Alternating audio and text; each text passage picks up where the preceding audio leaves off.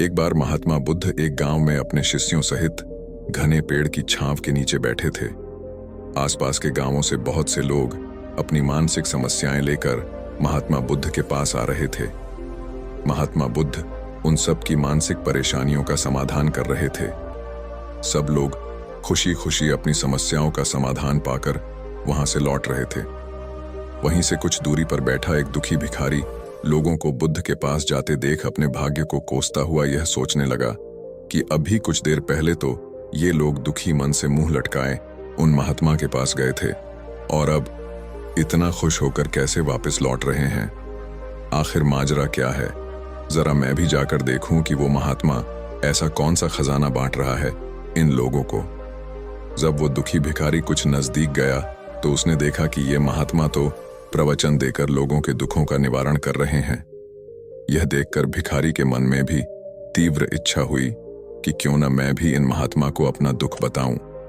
मुझे भी अपने दुखों का समाधान अवश्य मिलेगा।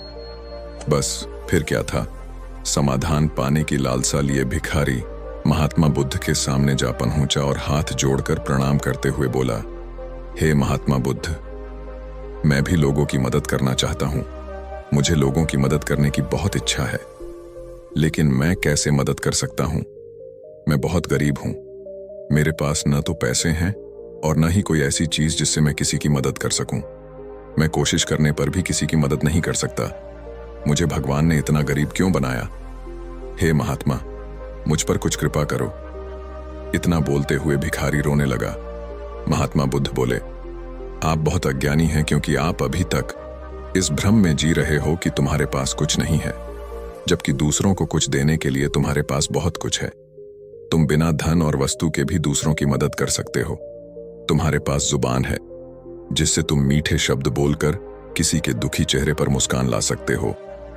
इन्हीं शब्दों की ताकत से तुम किसी के भी टूटते हौसलों को फिर से मजबूत कर सकते हो। इन शब्दों की शक्ति से आप किसी के भी मन में सकारात्मक विचारधारा के बीज बो सकते हैं और उसे गलत रास्ते पर जाने से रोक सकते हैं। तुम अपने इन दो हाथों से किसी भी कमजोर या लाचार व्यक्ति की सहायता कर सकते हो। आपके दो आंखें किसी अंधे को रास्ता दिखा सकते हैं। तुम किसी के लिए दुआ कर सकते हो।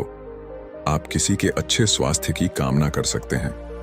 लेकिन अज्ञानतावश तुम अब तक इस बात को समझ नहीं पाए और इस भ्रम में अब तक जीते रहे कि तुम्हारे पास मदद करने के लिए कुछ नहीं है।